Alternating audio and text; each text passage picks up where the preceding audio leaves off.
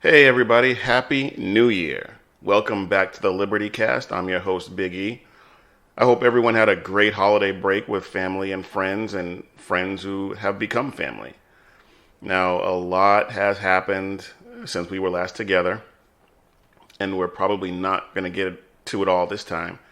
But we'll talk about the elimination of Quassem Soleimani in a drone strike, the church shooting that was thwarted by a good guy with a gun in White Settlement, Texas, just outside of Fort Worth.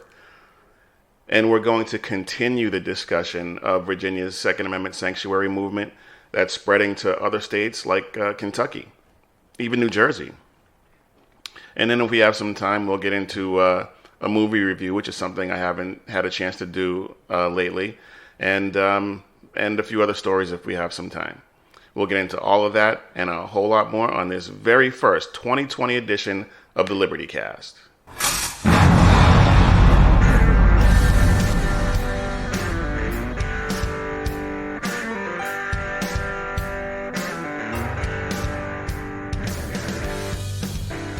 I really don't want to spend a whole lot of time on this, so I'm going to get this out of the way first.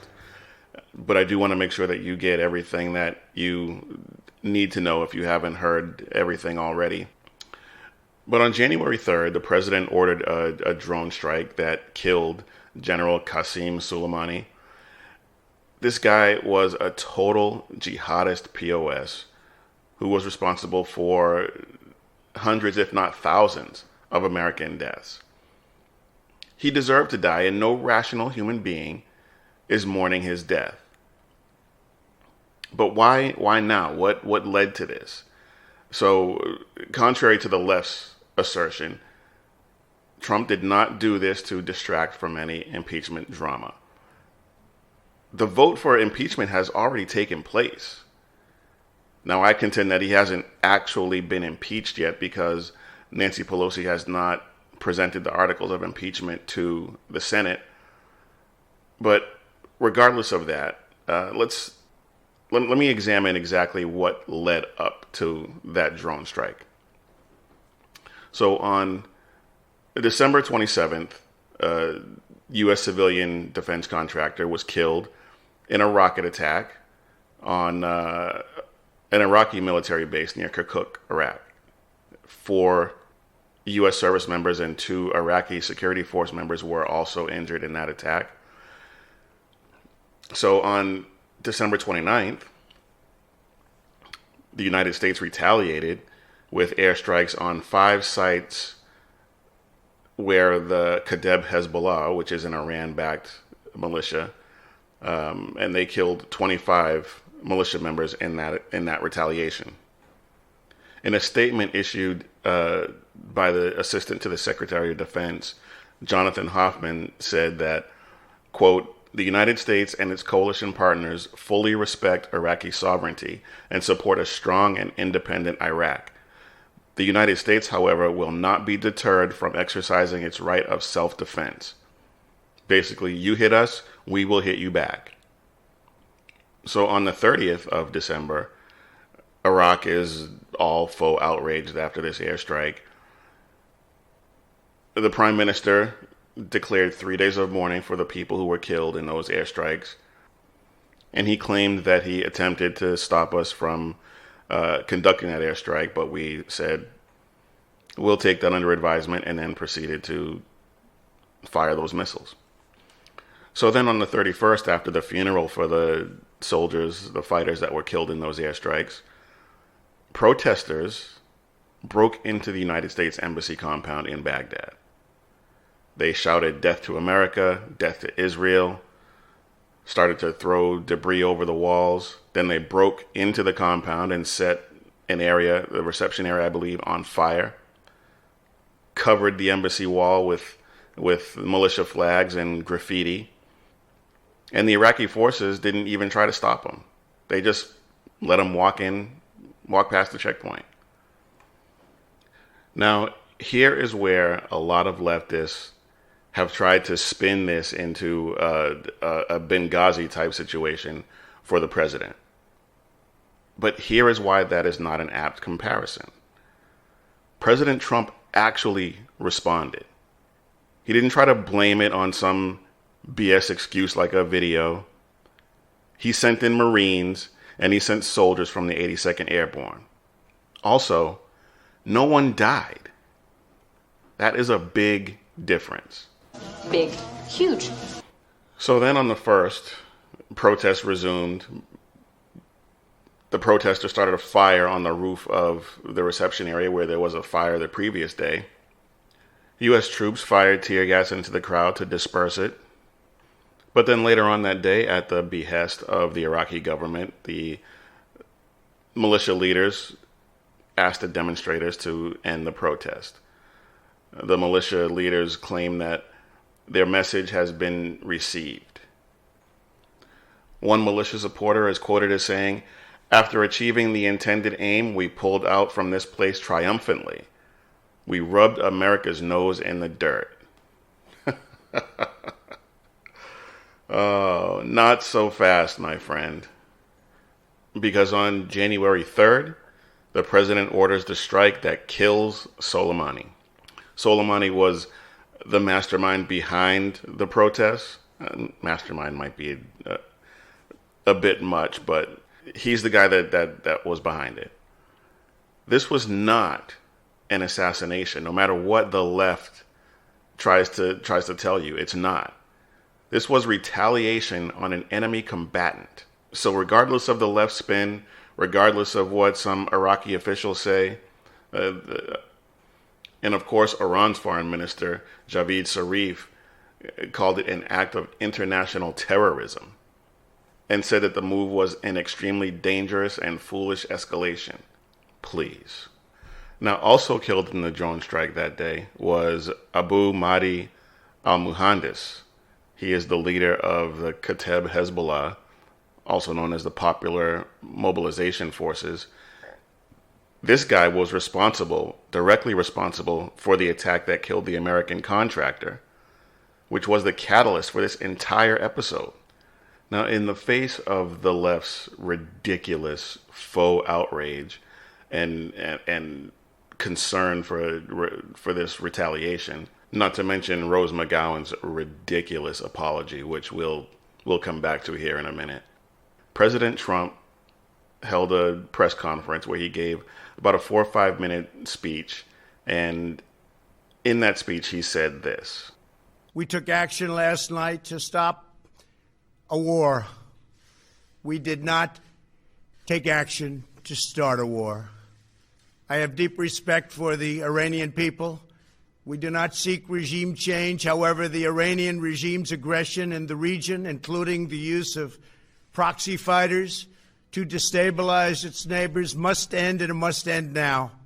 To me, this was one of President Trump's best moments in front of a microphone.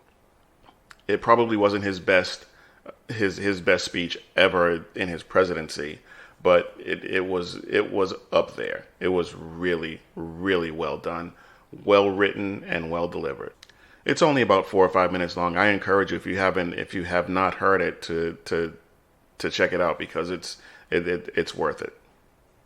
Now, I mentioned the actress Rose McGowan earlier, and normally I wouldn't even bother. She's obviously bat guano crazy, but she tweeted after Soleimani was killed.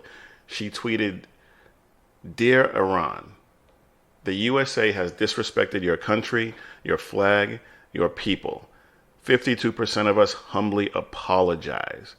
We want peace with your nation. We are being held hostage by a terrorist regime. We do not know how to escape. Please do not kill us. Hashtag Soleimani." Oh my goodness. There is so much wrong with that. I'm not even going to try to unpack it all. But with the tweet, she sent a GIF of what I think she thought was the Iranian flag. And it's a GIF with obviously a cartoon lion and a cartoon sun, which is not the Iranian flag. It's got the colors right, but that's not the Iranian flag. So if anyone is disrespecting the Iranian flag, it's her with this ridiculous tweet. And I wasn't polled. What 52% of anybody apologizes for killing this guy? I don't know anyone. And held hostage? Nobody is keeping you here. Well, bye. Get gone. Kick rocks. But after she gets ratioed to death, she comes back with this. Okay, so I freaked out because we may have an impending war. Sometimes it's okay to freak out on those in power. It is our right. That is what so many brave soldiers have fought for. That is democracy. I do not want any more American soldiers killed. That's it. Now, some people are trying to spin that as an apology, but I didn't hear, I'm sorry. I didn't hear, I apologize. She's just trying to downplay the ridiculousness of that last tweet. And if you look at her Twitter feed, it is replete with ridiculousness. She's obviously off her rocker. Obviously. Anyway, I spent more time on that than I really wanted to. So let's go ahead and take a quick break. And when we get back, we'll get into some Second Amendment news. So stay tuned.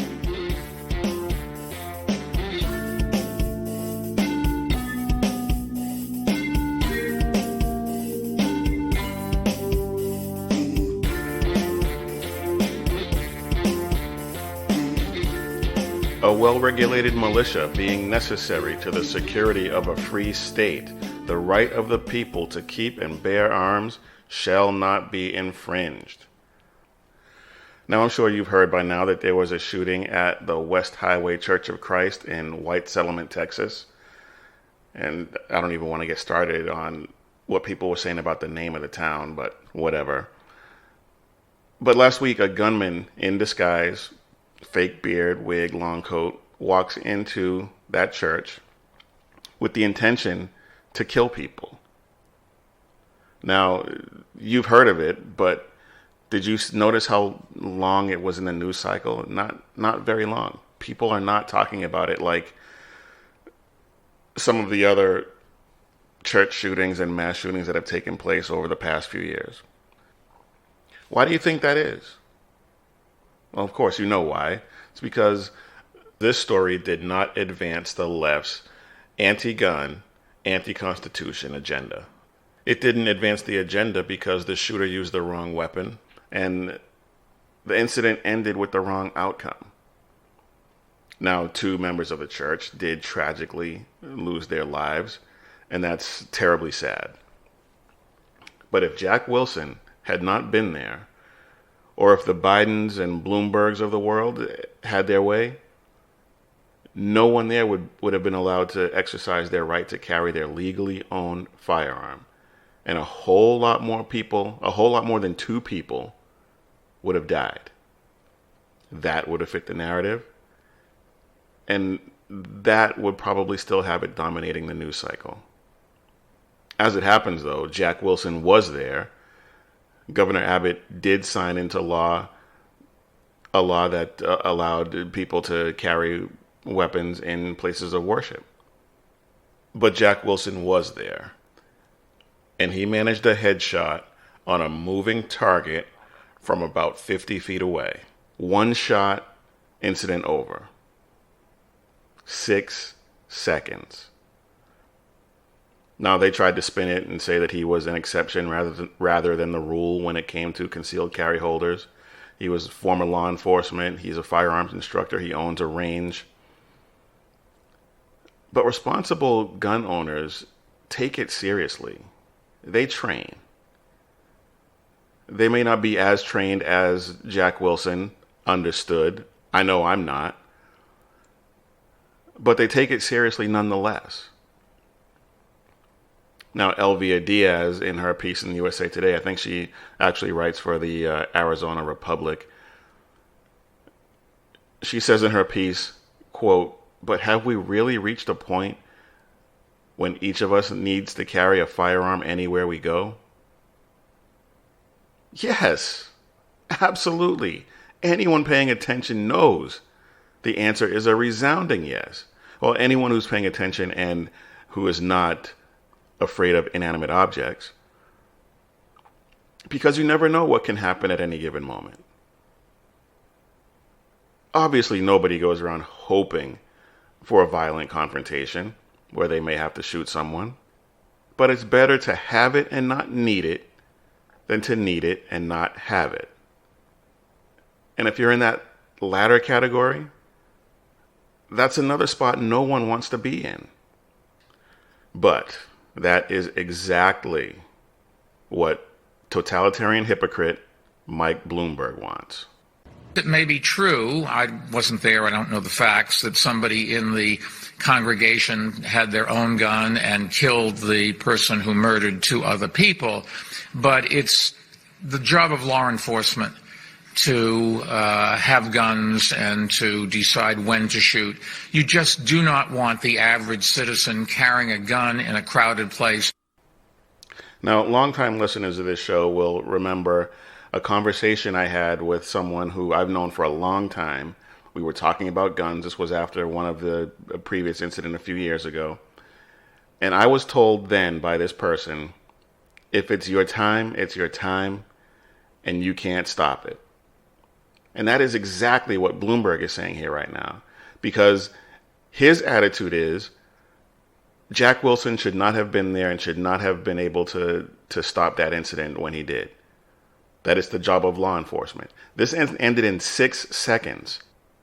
Even on the best day, 5 minutes, law enforcement, it would take law enforcement to get there. In 5 minutes, even with a shotgun, the carnage would have been unimaginable.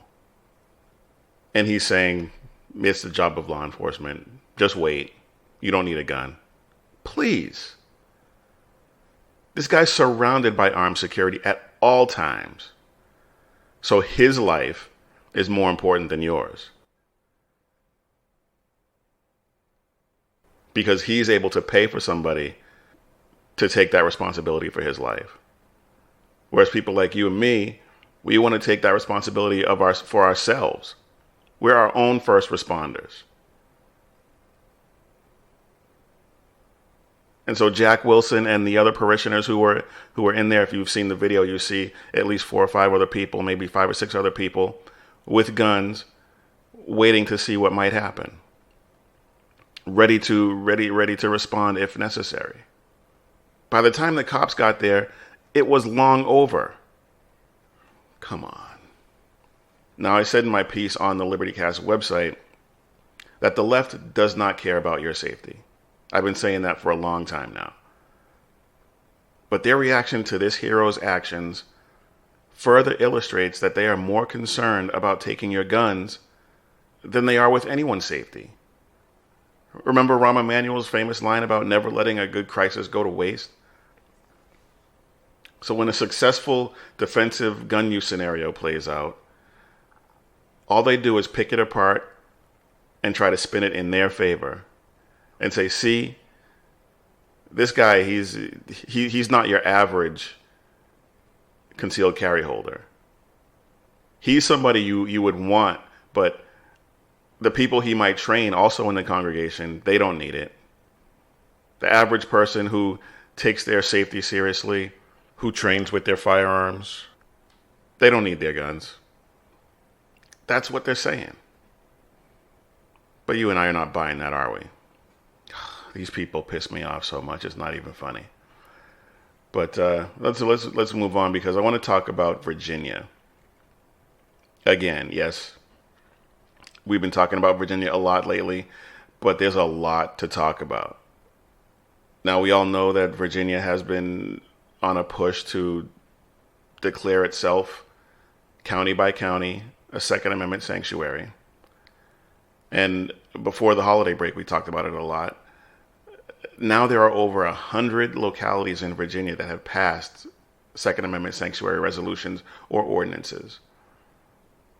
Now we've had representatives like Don McKeechin advocating for the National Guard to come out and enforce the laws, and Attorney General Mark Herring says that these laws are going to be enforced and followed. Okay, how exactly? Because the logistics and the expense, it's just not feasible. Well, Big E, why isn't it feasible? They can just send the local cops, the state troopers, the National Guard if Ralph Northam decides to go out and kick in doors and take people's guns and take them to jail. Okay. Let's examine that for a second. The average county in Virginia, there are some counties that have 1.5 million residents and some that have only 10,000. But the average county has about 6,000 legal gun owners who possess weapons that are soon to be prohibited firearms. So if they went to a single county and rounded up all 6,000 people, where would they put them? The local jails aren't big enough. I'm not even sure if the state prisons are big enough to take an influx of 6,000 new inmates. So there's that. But then it takes $100 a day to incarcerate an inmate. 6,000 inmates per year is $220 million per county. Where's that money going to come from? Because you've taken 6,000 residents out of the employment pool, so they're not paying any taxes. Now, in Ralph Northam's budget proposal, he proposed $250,000 for increased correctional costs. Now, as we just established, that's simply not enough. Okay, so also in his budget is a proposal that includes $4.8 million for an 18-person force dedicated to the implementation of his proposed assault weapons ban, as well as another $2 million to pay for 10 more employees to enforce various other gun control proposals, including universal background checks, the one gun purchase per month limit, and the extreme risk protection order legislation. So 28 people, is that enough? Nah, I don't think so. So he's budgeting for increased operating costs of correctional facilities to account for the anticipated, quote, increase in the operating cost of adult correctional facilities resulting from the enactment of sentencing legislation.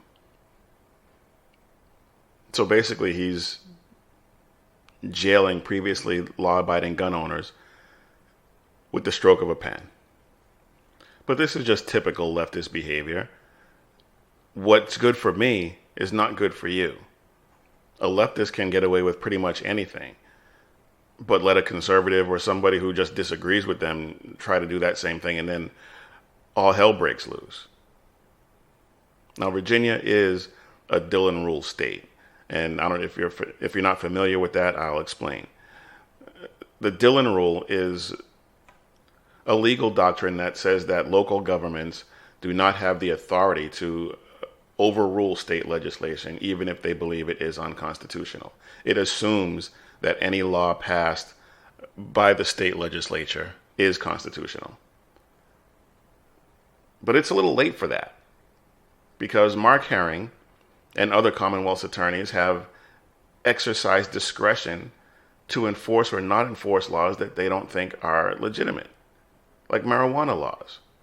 Mark Herring is on record saying that he will not prosecute marijuana laws. They just won't prosecute small-time cases. And some cops won't even arrest people for having a joint or two, or an ounce of weed, or whatever it is.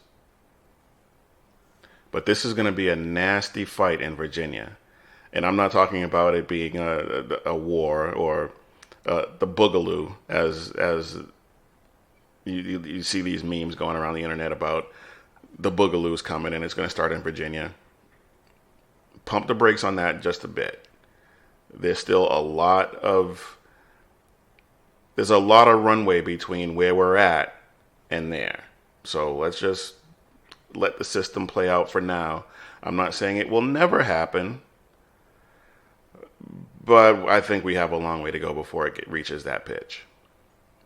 All right, y'all, we're going to take another quick break, and when we get back, we're going to get you out of here with something a little lighter fare, and I'm going to hit you with a movie review of a movie that I saw over the Christmas break. So stay tuned, and we'll be right back.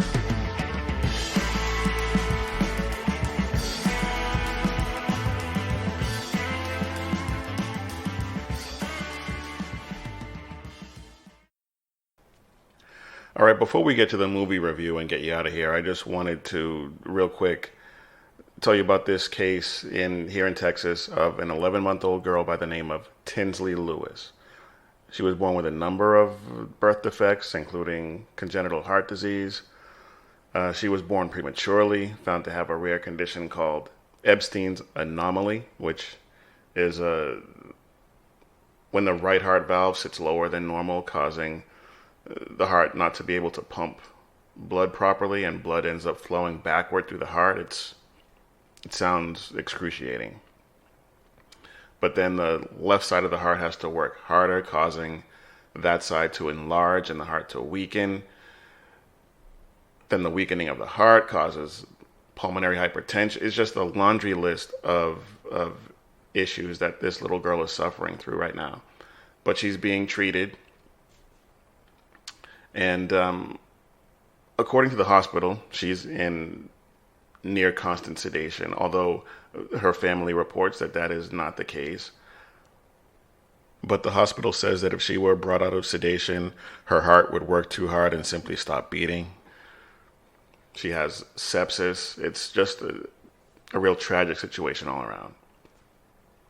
Now, the hospital wants to take her off of life support because basically her life isn't worth living as far as they're concerned. Now, Governor Abbott, and this guy is a great governor as far as I'm concerned, Governor Greg Abbott and the Attorney General Ken Paxton, they filed an amicus curiae letter with the appeals court handling the case to grant an emergency stay against the lower court's order denying the family's request for an injunction against the hospital. Now, like I said, the hospital contends she's in constant sedation, constant pain. And the family met with an ethics panel last October, and that panel concluded that it would be inappropriate to continue treatment and that she should be, quote, allowed to die naturally. What the hell did you just say? Now, I don't understand how this is even a thing. Now, I know what you're thinking. There must be some remnants of Obamacare at play here or something like that. You'd be wrong. Because there is a law on the books in Texas called the Texas Advanced Directive Act, which was signed into law in 1999 by, guess who? George W. Bush. This is a death panel, just like we were talking about with Obamacare. And nothing I read about this case ever mentioned anything about money. So if money isn't the issue, and the family wants to continue treatment, I'm genuinely flabbergasted as to how this is happening in this country. I mean, you hear about it in the UK with the Charlie Gard and Alfie Evans cases, but not here in the United States, and certainly not here in Texas. In California and New York, maybe. But here in Texas, yet here we are. So please keep this little girl and her family in your prayers, because this little girl has a right to live, and her family has the right to decide how she's treated. I mean, this is absolutely insane. All right, let's get to something a little lighter to get you out of here, because I know that was a major downer. I know it was for me. So if it was for me, it had to be for you. So let's move on to something a little less depressing, shall we? So we finally got to see Joker streaming over the Christmas break. And I haven't been to a movie theater since Endgame. Now, I know a lot of the chattering class in this conservative commentary space, including a number of people for whom I have a great deal of respect, seem to have a total disdain for the comic book movie genre. Now, I don't go into them with the idea that I want these movies to tackle some big issue of the day or make me think deeply about one subject or another. If they do, fantastic. But that's not what I want when I go see these movies or watch them on streaming service or whatever. I want action, I want adventure, I want mayhem, I want juvenile humor, I want adult humor. I just want to have fun and enjoy a movie.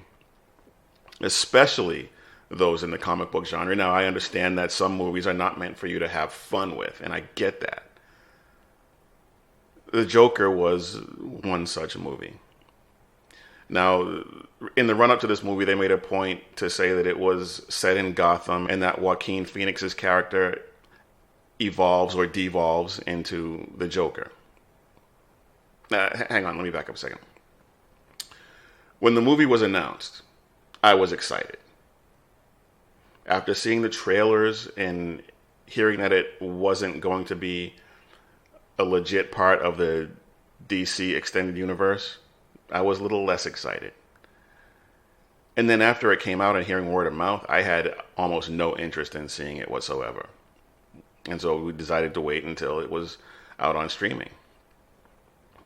So Joaquin Phoenix's character, Arthur Fleck, which is not the Joker's real name, which should have been my first clue, and we'll get to that in a second.